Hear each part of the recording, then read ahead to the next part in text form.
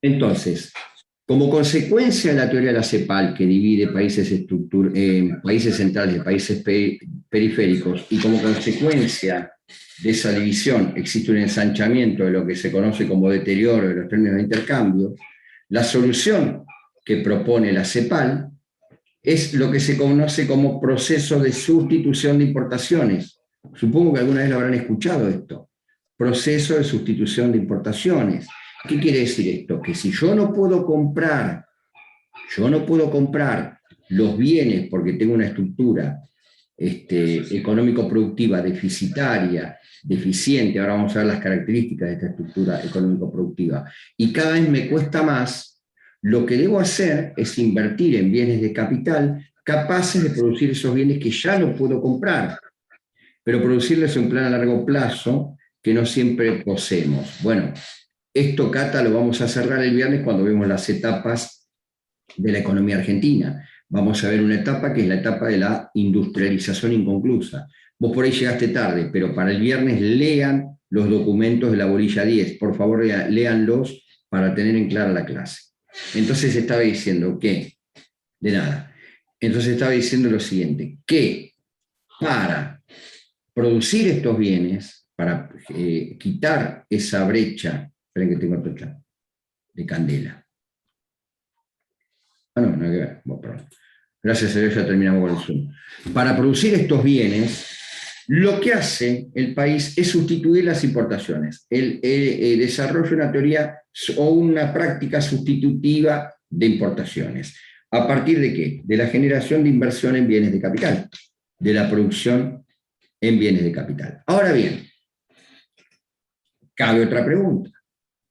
¿Por qué se amplía esa brecha? ¿Por qué se amplía ese deterioro de los términos de intercambio? ¿O por qué el deterioro de los términos de intercambio permanece inalterable en los países desarrollados o más poderosos?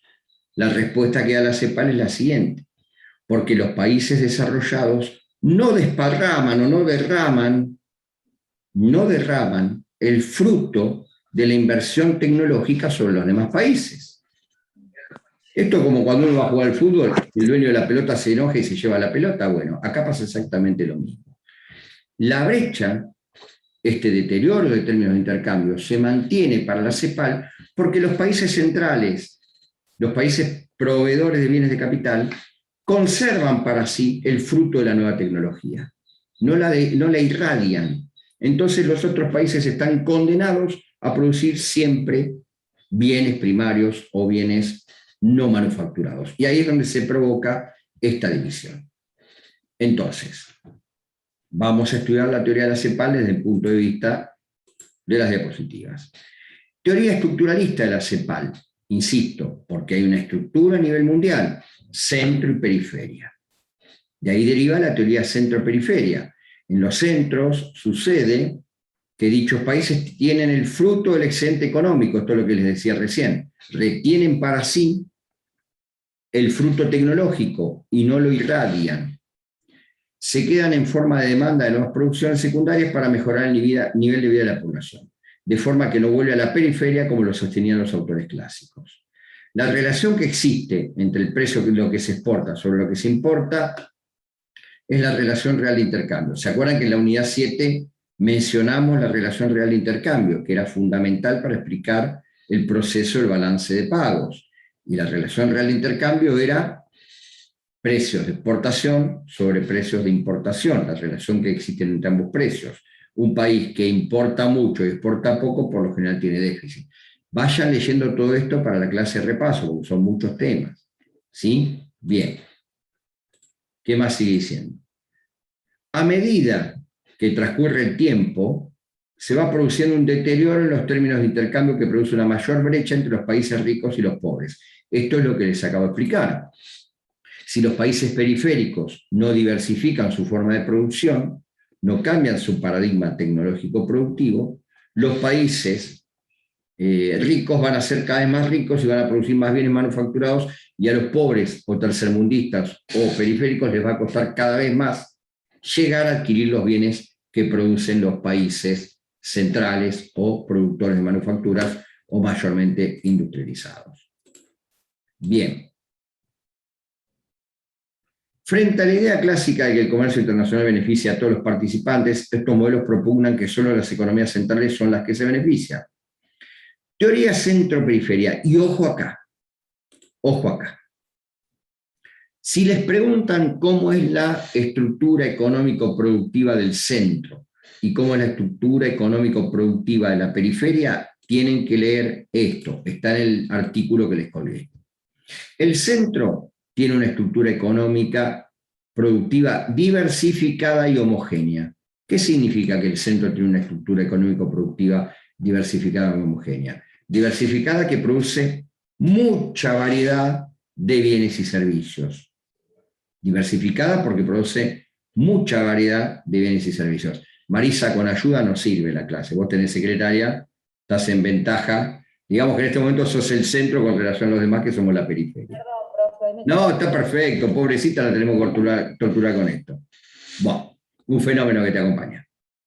El centro, entonces, tiene una estructura, como dijimos, acá, para no confundirnos, diversificada y homogénea. Diversificada porque produce muchos bienes y servicios. Y homogénea, ¿por qué?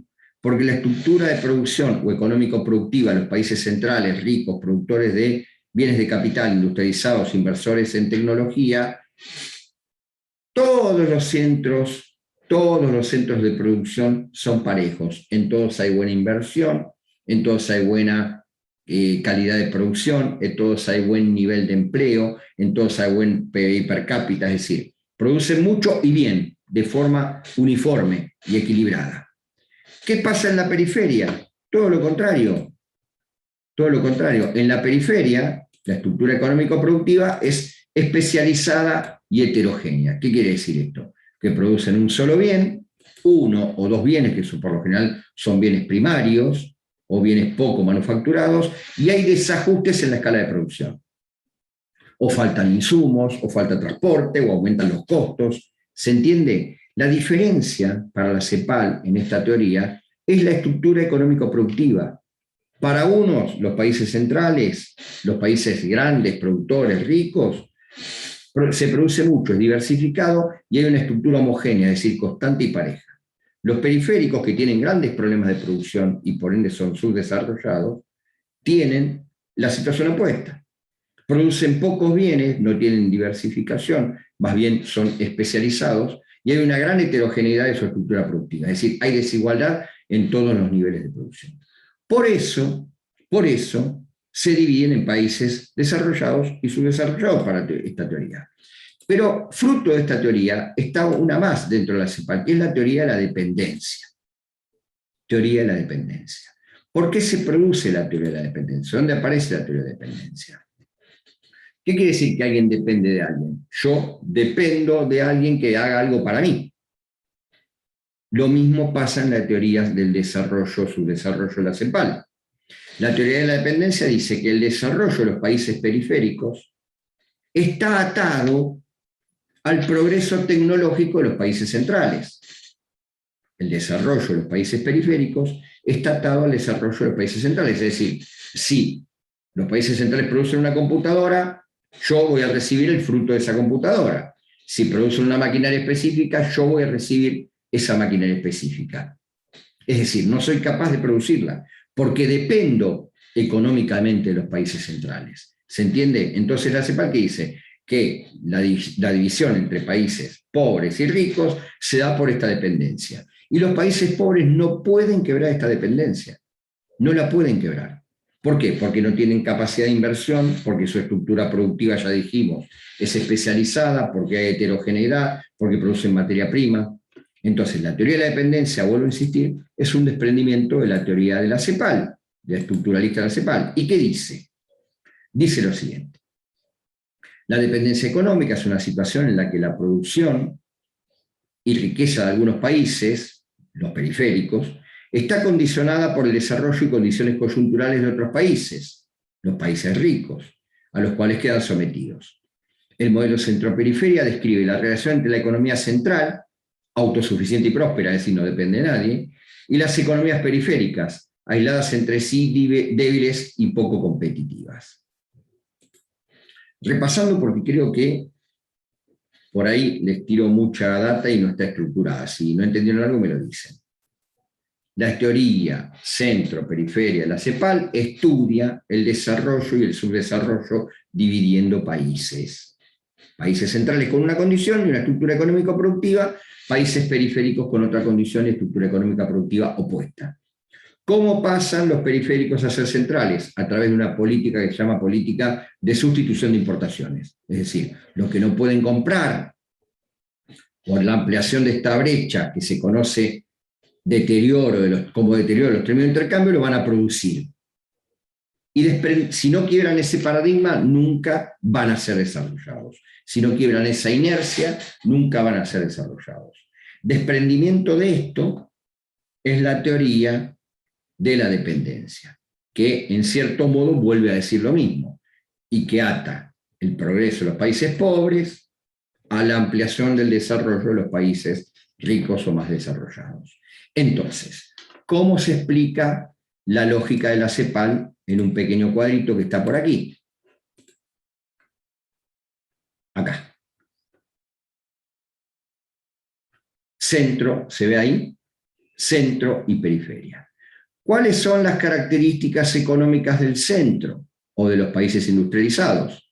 Las características son existencia de empresas oligopólicas, es decir, pocas empresas que producen muchos bienes y servicios, sindicatos fuertes que respetan los derechos de los trabajadores y por ende la distribución de la productividad de las empresas, y homogeneidad económica, es decir, todos los estratos de la cadena económica productiva, están equilibrados. Esto, con relación a la periferia, produce un deterioro de los términos de intercambio para la periferia. ¿Por qué?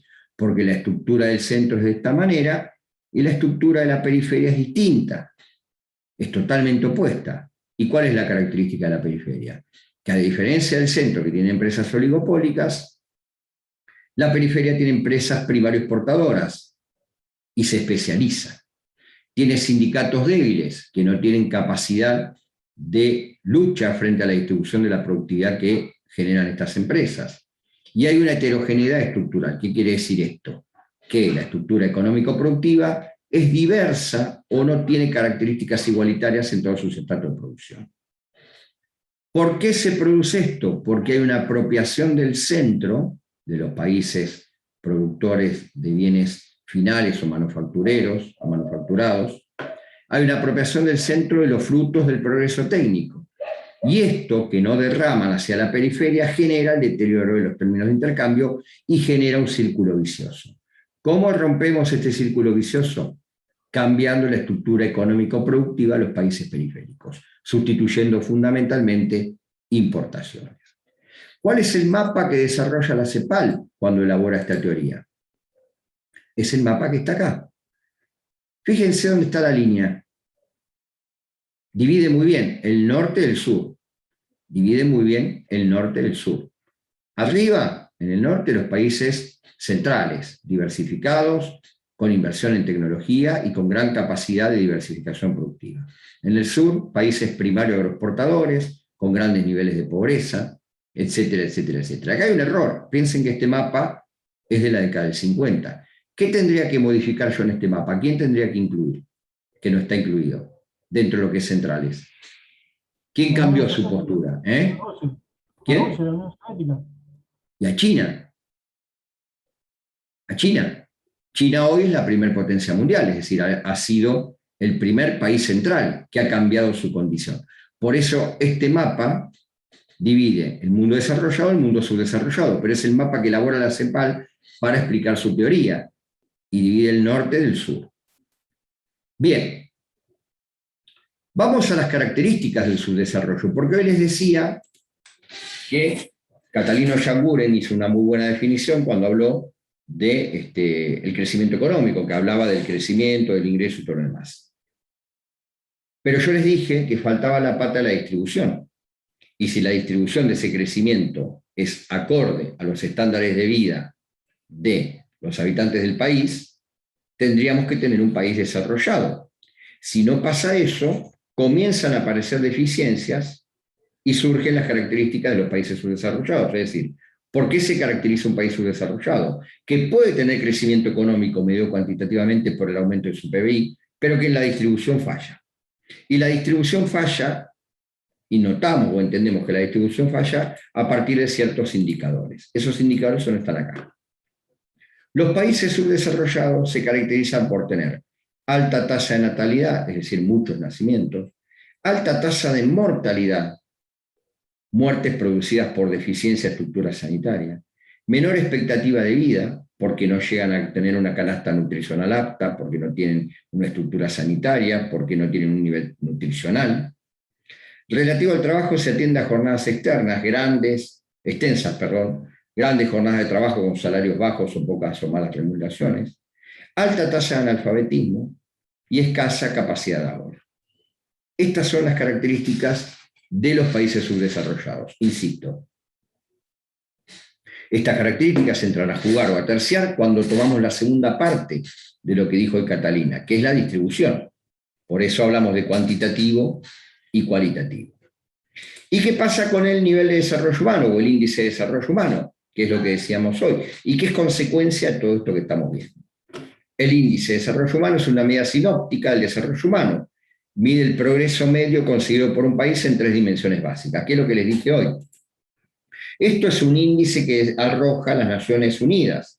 El Programa de Naciones Unidas para el Desarrollo hace un estudio de las condiciones de vida en las distintas sociedades, en las distintas economías, y arroja un índice que es el índice de desarrollo humano. Los componentes de este índice son los 3 que les dije hoy. La expectativa de vida al nacer, calidad de vida también, el nivel de educación en todos sus niveles, o la posibilidad de educarse en todos sus niveles, y después el PBI per cápita o el Producto Bruto Interno per cápita, que es lo que dice acá. ¿Cuáles son los indicadores? Disfrutar una vida larga y saludable, medida a través de la esperanza de vida al nacer. Disponer de una educación medida a través de la tasa de alfabetización de adultos con una ponderación de terceras partes, la tasa bruta combinada, bueno, se miden todos los niveles de educación. Disfrutar de un nivel de vida digno, medido a través del Producto Bruto Interno per cápita, en términos de la paridad del poder adquisitivo, en dólares estadounidenses. Con lo que cuesta el dólar, hoy en día, el PBI per cápita nuestro, ¿qué ha pasado? Ha caído terriblemente, el deterioro de los salarios. Si medimos un salario en términos de dólares, tenemos un PBI per cápita bajísimo, con lo cual el índice de desarrollo humano nuestro tendería a la baja. Ahora bien, ¿cómo se clasifica este índice de desarrollo humano? De la siguiente manera. Aquellos países que tienen entre un 0 y un 0,5 como índice de desarrollo humano, se dice que tienen un desarrollo humano bajo. Aquellos países que tienen un 0,5, entre un 0,5 y un 0,8, el índice de desarrollo humano, tienen un desarrollo humano medio. Y aquellos países que tienen más de 0,8 como índice de desarrollo humano, tienen un desarrollo humano alto. Es decir, tienen buenas condiciones de vida, buenas condiciones sanitarias, generan una expectativa larga de vida al nacer, generan un nivel de educación, y consecuencia de ese nivel de educación, o como consecuencia de ese nivel de educación, se genera una posibilidad de mercado laboral amplia que va a determinar un ingreso o PBI per cápita alto, en función de las capacitaciones o de la educación recibida. Bien, en la bolilla se hablan de... Roberto, Sí, perdón, ¿de 0,8 a cuánto es alto? para arriba, hasta 1, Ah, porque es un índice que va de 0 a 1, Cristian. Más de 0,8 es alto. Igual, a ver, yo les voy a decir cuánto es el índice de desarrollo humano, 0,5, ¿qué significa? No, a mí me interesa que entiendan cómo se mide o se mensura, cómo se aplica este índice de desarrollo humano, o qué es lo que tiene a medir. Si ustedes entran a la página de las Naciones Unidas, van a ver que está el índice de desarrollo humano. Si lo googlean, lo van a encontrar medido con una cronología de los últimos 10 años, los últimos 15 años. ¿Sí? Es un indicador que muestra cuáles son las deficiencias de la humanidad por países, medidas desde el punto de vista objetivo de los 3 elementos humanos, los 3 elementos fundamentales que hacen el desarrollo humano. La expectativa de vida, es decir, cuántos años puede tener, cuánto puede educarse y cuánto puede ganar para satisfacer sus necesidades. Habiendo tomado nota de esto, ¿cuánto tiene Argentina? No sé, Cata, cuánto tiene. La verdad que no sé, el último no sé cuánto es. Pero a vos que te gusta googlear mientras estamos en clase, fíjate a ver si lo encontrás y lo No, pasás. es que ya lo googleé, pero no sé si es el último. Hay uno del 2018 que Sí, superamos el 0,8, pero me parece sospechoso. sí, porque no había caído el PBI todavía. Claro, antes del precipicio. Claro, no había una brecha. A ver, ¿cuánto estaba el dólar en el 2018? No sé, debe estar mínimo un cuarto de lo que está ahora. Bueno, ¿y cuánto era el nivel de inflación? No era mucho más bajo, pero era más bajo. Pero ¿cada cuánto se mide entonces Todos los eso? años se mide. Ah, ¿todos los años? Ah, Sí, todos entonces los busco el de años. O en cualquier 2021. momento. Igual de chusma, lo decía para 115, saber cómo ya. estamos. Cristian dice Ahí 115 el está. dólar. En el 2018, Más o menos. el blue, ¿tan alto estaba? No, estaba mucho menos, Cristian, en el 2018. Es más, el euro estaba, creo que 60 pesos, 45, 60, 50 pesos. El blue. No, no, estaba más bajo. Estaba en 30 y pico, 40. Ahora me acordé. En enero del 2018, el euro estaba 30 pesos, más o menos, 25 pesos. Y el dólar más bajo. Y en julio del Sí, sí. 2018 estaba 40 y No, pico. me equivoqué de ¿Cómo? año, pensé el año pasado era, no, no, el Ah, 2018. Sí, sí, lo saqué el año pasado, pero estamos en el 21. Hay que bien. ubicarse en tiempo y espacio primero. Claro, lo que veo en ningún país tiene uno, no, es imposible que todos tengan uno. ¿Por qué? Porque hay condiciones de la macroeconomía que no son ideales. Cuando hablamos de inflación, dijimos que habría una inflación tendencial. Todos tienen una inflación mínima, pero tienen. Todos tienen desempleo, mínima, pero tienen. Todos tienen deficiencias sanitarias, mínima, pero tienen. Es decir, nunca te vas a tener uno con uno. Vas a tener cerca de uno. El primero es Noruega. Sí, Austria es uno de los que también está muy alto. Los países escandinavos por lo general y los países de la Europa imperial también tienen niveles altos de desarrollo humano. No los busquen en países como Estados Unidos, China, que tienen altos niveles, pero que no son de excelencia, porque algún déficit tienen. Bien, esperen que estoy leyendo. Todos a Noruega, dice Catalina. Bueno, bien. Para la última clase, un mensaje esperanzador, Cata, vamos. Bien, las Naciones Unidas toman nota de esto, toman nota de esto, toman nota de la teoría de la modernización, toman nota de las deficiencias de no solo del centro-periferia, sino las deficiencias que existen, las diferencias, mejor dicho, entre los países desarrollados y subdesarrollados, y apuntan a una serie de indicadores que le dicen, bueno, acá hay que ajustar a nivel mundial acciones para sobrellevar esta situación o para mejorar esta situación. Entonces, con la excusa del milenio o el cambio del milenio, y habiendo hecho un relevamiento de la situación a nivel internacional o mundial, las Naciones Unidas elaboran para el año 2000 un primer documento que tiende a quitar todas estas inequidades que se dan a nivel internacional, por el centro-periferia, por la modernización, etcétera, etcétera, etcétera. Y ese primer documento se llama Declaración del Milenio, del año 2000, que tiene 8 objetivos fundamentales en base a esto que ha tomado las Naciones Unidas. Los 8 objetivos fundamentales de la Declaración del Milenio son estos que están acá. Bien, son objetivos a los cuales, esperen un poquito, así lo ven más grande, son objetivos a los cuales tienden a buscarse soluciones a nivel mundial. Declaración del Milenio del año 2000. Fíjense los objetivos. Erradicar la pobreza extrema y el hambre. ¿Se avanzó en esto? ¿Sí o no? ¿Sí o No. no? No. No, no, Lograr la enseñanza primaria y universal. ¿Se avanzó en esto? ¿Sí o no? no. Esto, No. esto es como un ping-pong, ustedes contesten. Promover la igualdad entre género y la autonomía de la mujer. Esto va en proceso. Acá se Eso está está, avanzando. ¿Eh? sí, se está avanzando bastante. Exacto, no es parejo en todo el mundo, pero va en proceso. Reducir la mortalidad infantil. ¿Se avanzó? Pero es a nivel mundial, o sea, suponemos que Sí, un poco sí. sí, en África bajó la mortalidad infantil. No, no No bajó tengo los nada. datos en África. Por ahí no bajó en Bueno, África y bajó en otro país. Estamos. bueno, pero llegamos a un promedio. No se avanzó. ¿Mejorar la salud materna? Hasta ahí. ¿Combatir el SIDA? Sí. ¿Garantizar la Ahora, sociedad? agrega el coronavirus ahora. Era un poquito. Pero esto es del 2000. A ver, si yo tuviese la máquina de volver al futuro, vamos y lo agregamos, pero no la tengo. Esto es del año 2000. Bien, vuelvo. Acá. Garantizar la sostenibilidad del medio ambiente, y hay una lucha permanente, pero mucho no se avanza. Fíjense lo que pasó en Gales hace pocos días. Fomentar una asociación mundial para el desarrollo. Es decir, hay 8 objetivos que con la excusa del cambio de milenio se propuso la Organización de las Naciones Unidas para generar un mejor espacio de convivencia a nivel mundial. ¿Qué pasó con eso? Se transformó en una mera declaración, o en una mera declamación a nivel internacional. ¿Qué estaba faltando? Estaba faltando una política de seguimiento de los estados.